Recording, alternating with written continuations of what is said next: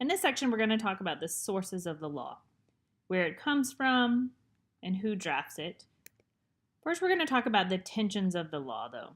So the law is always in tension, right? It focuses on protection of rights, but to do that, it sometimes infringes on others' rights. And so the law is supposed to be kept in a constant balance to not infringe too much, to protect the rights of others. A couple dualities of law we're going to talk about. The first is the spirit of law versus the letter of the law. So Congress drafts laws, and these laws have intentions. And sometimes when the laws are drafted, the intentions don't come through in the letter of the law.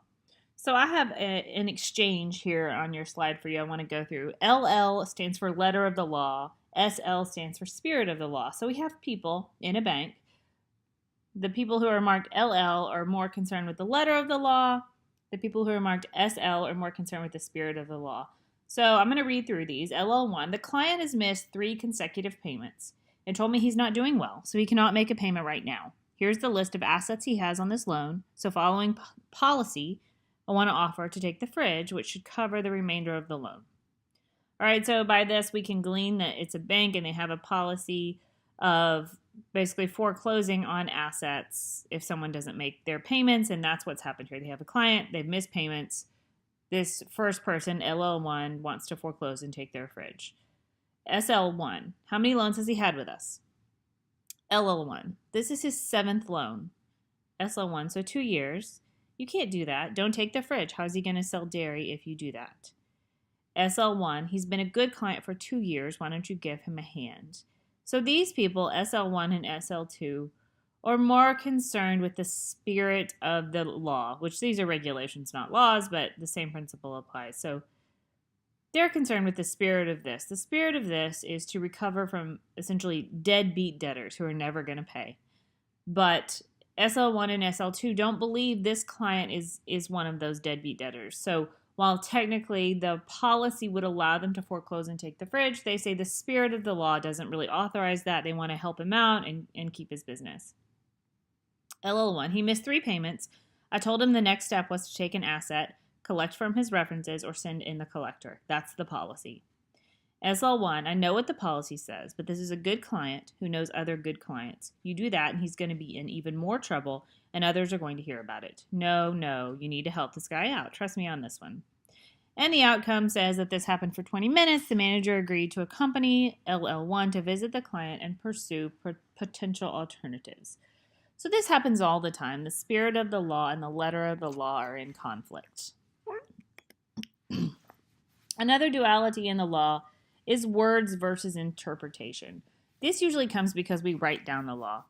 Congress drafts law in committees, and it first, of course, starts with a discussion. It starts with words. They talk about the law, what they want the law to accomplish, and how they want it to accomplish it. Then they write it down. So a lot of times the written word doesn't always exactly reflect our thoughts and reflect our intentions.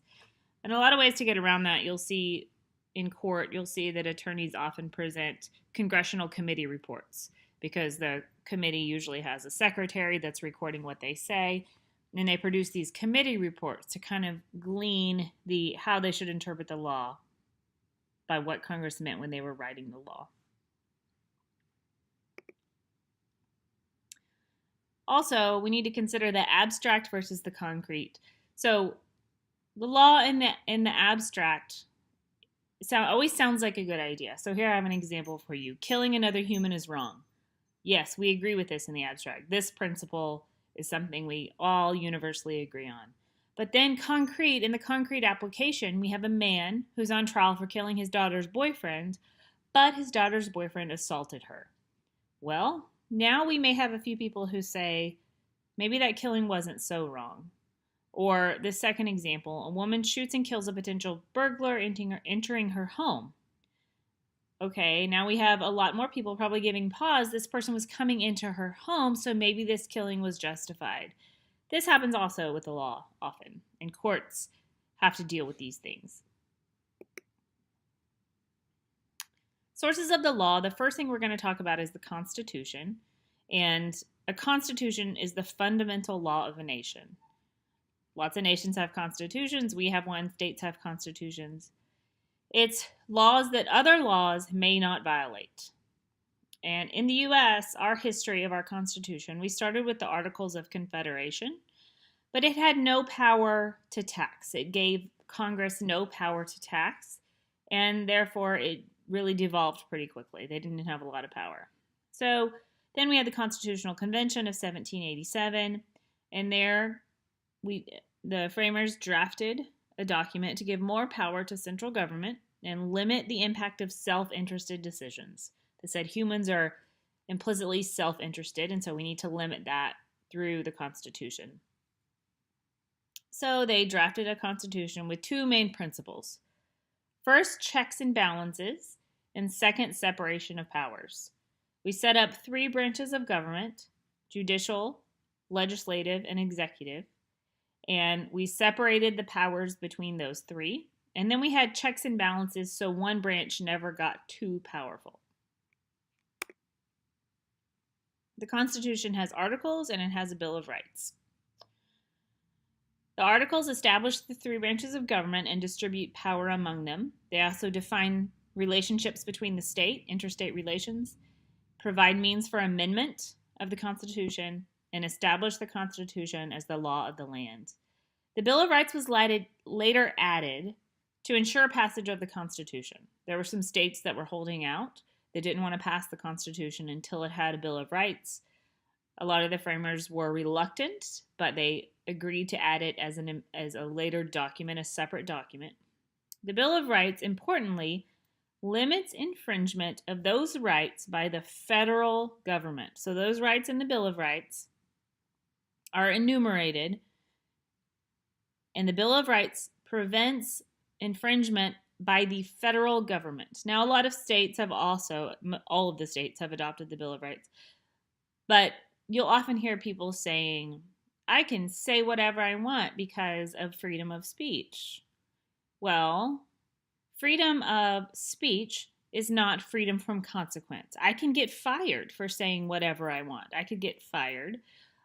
Lots of bad consequences could happen to me, but the Bill of Rights says all those things may be true. The government cannot jail you. The government cannot fine you for freedom of speech.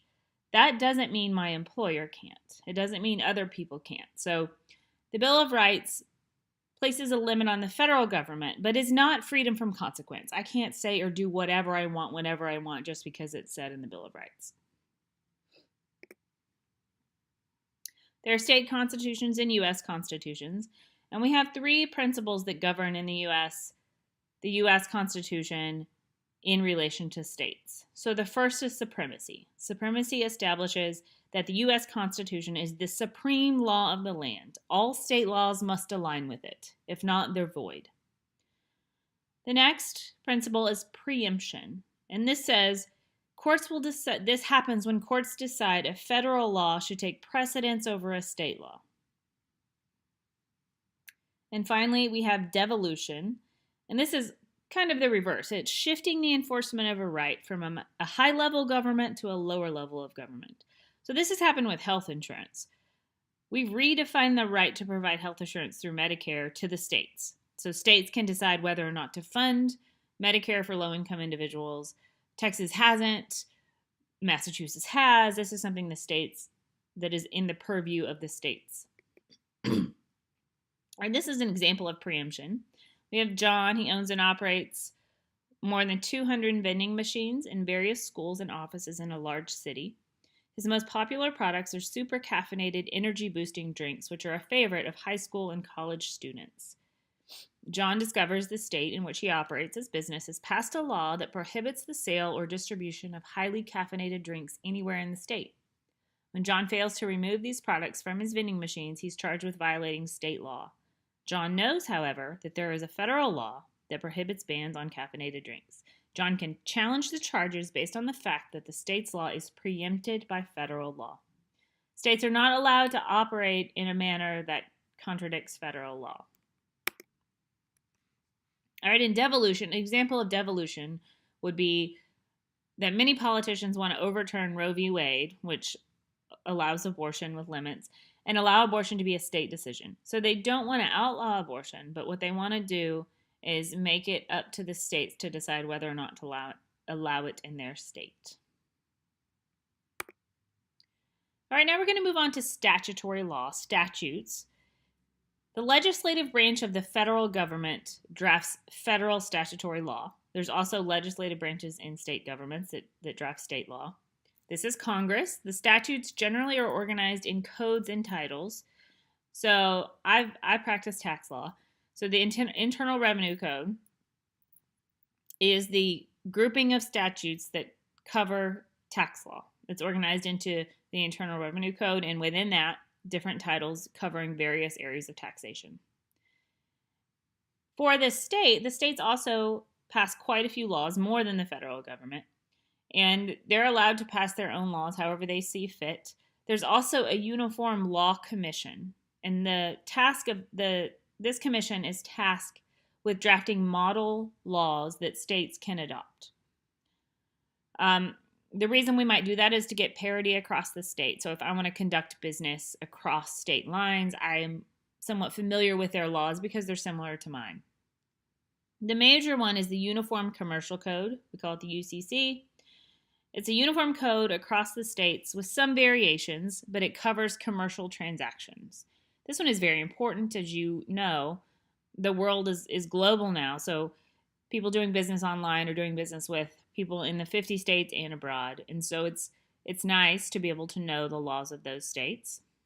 Another act that is a model act that most states have adopted is the Uniform Computer Information Transactions Act.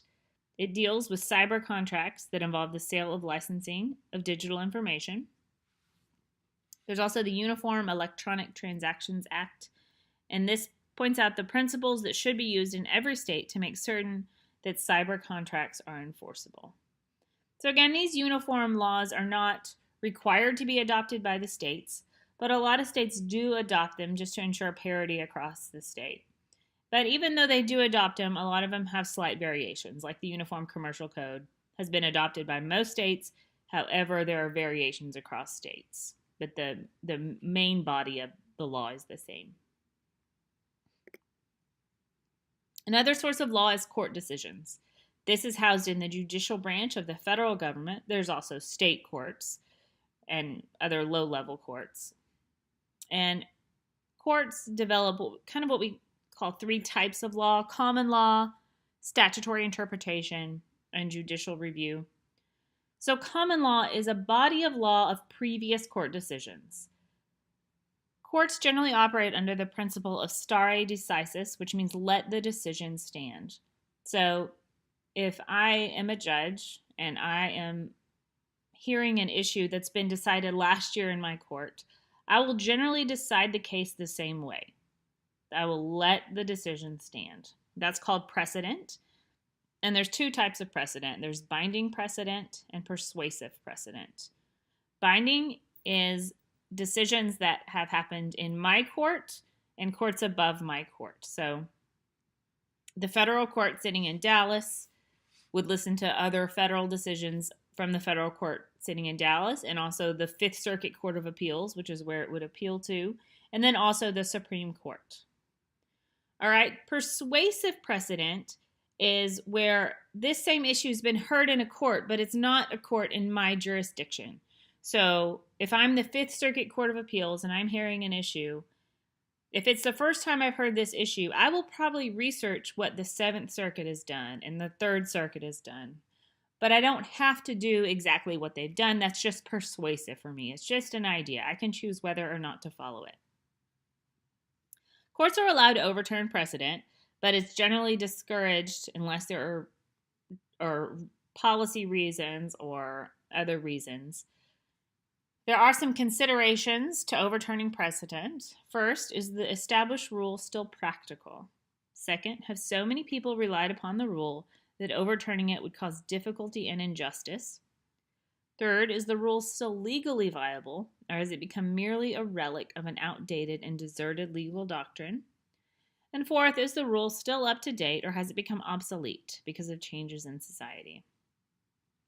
Okay, so remember that all of that is common law. It's the body of law that courts have created over time, and they generally follow history unless there's a reason to overturn it. The second type of law courts create is statutory interpretation.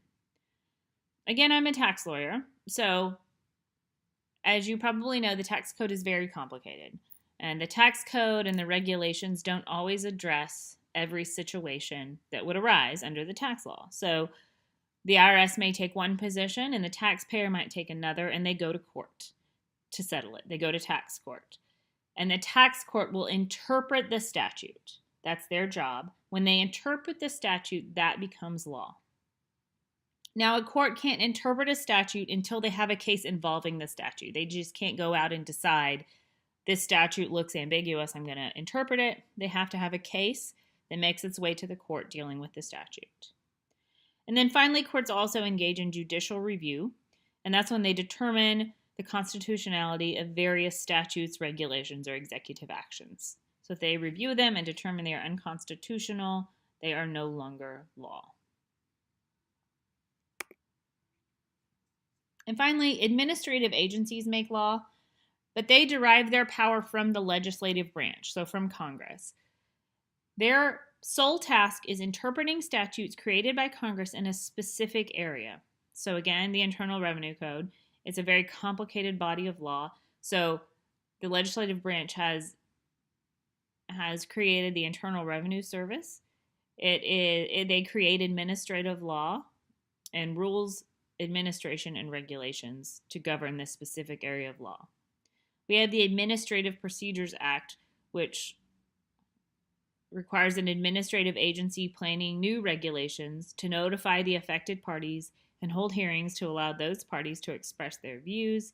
It also allows the courts to review agency decisions and rulings to make sure they're constitutional, because the agencies kind of operate on an island. They don't have a lot of oversight. So these two things allow some oversight.